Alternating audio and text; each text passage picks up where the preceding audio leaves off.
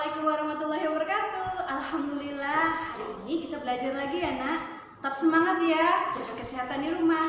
Hari ini kita belajar di tema 1, subtema 2, keberagaman dalam kebersamaan. Simak videonya ya, semangat! Sekarang kita belajar tentang cara menentukan gagasan pokok dan gagasan pendukung dalam bentuk diagram. Sebelumnya kalian sudah mengerti dari pengertian gagasan pokok dan gagasan pendukung ya. Nah, sekarang kalau sudah mengerti, kita bentuk dalam diagram. Bagaimana caranya? Nah, yang pertama, baca dengan seksama paragraf yang akan kalian bentuk dalam diagram. Kemudian, gagasan pokok adalah bagian inti terdapat di bagian atas atau tengah. Jadi kalian bisa letakkan gagasan pokoknya nanti bisa di tengah-tengah atau di atas. Nah, gagasan pendukung adalah cabang dari gagasan pokok. Dapat ditulis di bagian samping atau di bagian bawah. Jadi untuk kalimat penjelas atau kalimat pendukungnya, gagasan pendukungnya, kalian bisa meletakkan di samping atau di bawah gagasan pokok. Nah, kita lihat contoh graf. Nah, perhatikan baik-baik ya. Pertama, Ibu akan membaca dengan seksama ya. Indonesia memiliki berbagai bahasa daerah, misalnya bahasa Batak, bahasa Jawa, dan bahasa Indonesia. Keragaman bahasa di Indonesia tidak membuat bangsa Indonesia terpecah-pecah. Bangsa Indonesia tetap menjaga persatuan dan kesatuan. Bangsa Indonesia dipersatukan oleh bahasa persatuan, yaitu bahasa Indonesia. Dari paragraf ini ada 4 kalimat. Nah, kalian harus bisa menentukan yang mana gagasan pokok, yang mana gagasan pendukung. Kalimat pertama di sini, Indonesia ternyata bahasa daerahnya lebih dari satu. Ada bahasa Batak, bahasa Jawa, bahasa Sunda, dan bahasa yang lain. Banyak ya. Makanya di sini Indonesia beragam. Nah, jadi keragaman bahasa di Indonesia di kalimat kedua tidak membuat bangsa Indonesia terpecah-pecah. Jadi mereka biar bahasanya berbeda, mereka tetap saling menghormati, menghargai. Nah, kalimat ketiga, bangsa Indonesia ini tetap bersatu ya, tetap rukun mereka. Nah, dengan bahasa keragaman yang banyak itu. Nah, di sini lagi kalimat keempat, bangsa Indonesia ternyata dipersatukan oleh bahasa persatuan, yaitu bahasa Indonesia. Nah, itu untuk mempersatukan Indonesia. Nah, yang mana? Bagaimana cara kita menentukan diagramnya? Nah, kita lihat gagasan pokok, kita lihat ada di bagian atas ya. Kita lihat garisnya ya nak, bukan kotaknya ya. Nah, itu gagasan pokok ada di atas. Gagasan pendukungnya ada di samping sama di bawah. Lihat garisnya ya sayang. Nah, gagasan pokoknya itu adalah Indonesia memiliki berbagai bahasa daerah. Gagasan pendukungnya di kalimat kedua, ketiga, dan keempat, yaitu keragaman bahasa tidak memecah belah bangsa. Kemudian bangsa Indonesia tetap menjaga persatuan dan kesatuan. Kemudian gagasan pendukungnya adalah bahasa Indonesia mempersatukan bahasa Indonesia. Ini contoh bentuk diagram dari gagasan pokok dan gagasan pendukung. Bisa dipahami ya? Oke, kita lanjut. Sekarang kerjakan tugasnya ya. Dapat menghasilkan bunyi. Nah, bagaimana bisa menghasilkan bunyi? Bisa menghasilkan bunyi yaitu dengan benda tersebut harus digetarkan. Contoh, nah, senar biola yang digesek menghasilkan bunyi. Nah, dia bisa berbunyi bila digesek. Jadi dia bergetar ya, menghasilkan bunyi. Marakas digoyangkan bisa menghasilkan bunyi.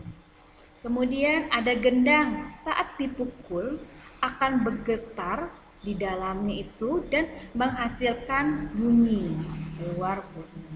Nah, selanjutnya, jadi tadi kita sudah bisa mendengarkan musik bunyi dengan telinga kita. Telinga kita sebagai salah satu panca indera ya, dan sebagai alat keseimbangan tubuh. Penting ya telinga kita ini. Nah, kita lihat bagian-bagian telinga. Ada telinga luar yaitu daun telinga. Ada telinga tengah, saluran telinga luar. Ada telinga dalam yang membran timpani. Nah, itu adalah bagian telinga ya. Ada yang di luar, tengah, dan di dalam. Nah, bagaimana proses kita bisa mendengar ya, sampai kita bisa melakukan gerakan atau yang kita dengar, kita bisa melakukan sesuatu dari yang kita dengar. Caranya di sini adalah prosesnya. Pertama, getaran dari sumber bunyi kita dengar melalui gelombang bunyi ditangkap oleh daun telinga kita. Nah, daun telinga kita kemudian masuk lagi ke gelombang bunyi merambat di liang telinga kita. Nah, hampir mau di tengah ya, di tengah telinga kita. Bunyi bergetar, kemudian bunyi menggetarkan di gendang telinga. Jadi dari sumber bunyi ditangkap daun telinga kita, masuk ke liang telinga, kemudian masuk ke gendang telinga kita, kemudian getaran tadi dari gendang telinga bergetar lagi, menggetarkan ke tulang-tulang pendengaran kita, kemudian ditangkap oleh koklea dari tulang-tulang itu, mendengarkan dan mengirimkan ke saraf pendengaran kita. Nah, saraf pendengaran kita itu di mana? Di bagian paling dalam telinga kita ya. Jadi saraf pendengar itu mengirimkan rangsangannya ke bunyi tadi ke otak kita. Otak kita menerjemahkan bunyi yang kita dengar. Nah, seperti sekalian lagi saat ini ada yang mendengarkan, nah bisa langsung melihat ya, jadi bisa langsung berekspresi. Nah, lanjut. Nah, telinga kita dapat mendengar bunyi dengan frekuensi 20 sampai 20.000 Hz. Bacanya bukan Hz ya, tapi Hz. Hz adalah satuan dari frekuensi bunyi ya. Nah, tidak boleh sampai dari 20.000 Hz ya. Nanti telinga kita, mohon maaf, bisa rusak. Nah, kemudian kemampuan mendengar setiap orang berbeda, dipengaruhi oleh faktor usia dan kesehatan telinga. Dan orang yang telah lanjut usia biasanya kemampuan pendengaran akan berkurang. Mohon maaf, seperti kakek dan nenek kita yang sudah lanjut usia. Biasanya kalau kita berbicara harus lebih nyaring agar mereka lebih bisa mendengar. Itu contoh, itu yang dipengaruhi oleh usia ya. Kemudian cara merawat telinga. Nah, bagaimana cara merawat telinga kita? Bukan badan itu juga harus dijaga kesehatannya. Nah, ini telinga juga harus dijaga ya, penting sekali ya. Nah, bersihkan telinga bagian luar ya, di daun telinga itu menggunakan sapu tangan dan air hangat ya, dilap pelan-pelan ya. Tidak mengorek-orek telinga karena dapat mendorong kotoran lebih dalam dan menumpuk sehingga mengakibatkan robek dan selaput gendang telinga kita. Jadi mohon maaf, ini biasanya ada yang menggunakan katembat, kita asik mengorek-ngorek. Nah, ternyata kotorannya itu tidak tambah keluar, tapi bisa masuk ke dalam dan tertumpuk karena kita dorong-dorong tertumpuk di dalam dan bisa robek. Nah, itu yang bisa mengakibatkan telinga kita, mohon maaf, terganggu. Jadi bisa tidak mendengar kalau saat guru menjelaskan, teman lagi berbicara atau teman yang lainnya. Nah, jadi harus tidak boleh dikorek-korek menggunakan benda tajam atau benda apapun yang masuk ke dalam telinga kita ya. Nah, kemudian tidak mendengarkan bunyi terlalu keras ya.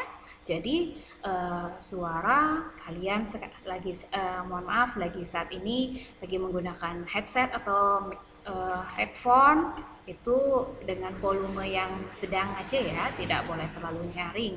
Nah, sampai di sini anak-anakku, tetap semangat belajar, jaga kesehatan. Terima kasih banyak. Ibu akhiri, Assalamualaikum warahmatullahi wabarakatuh.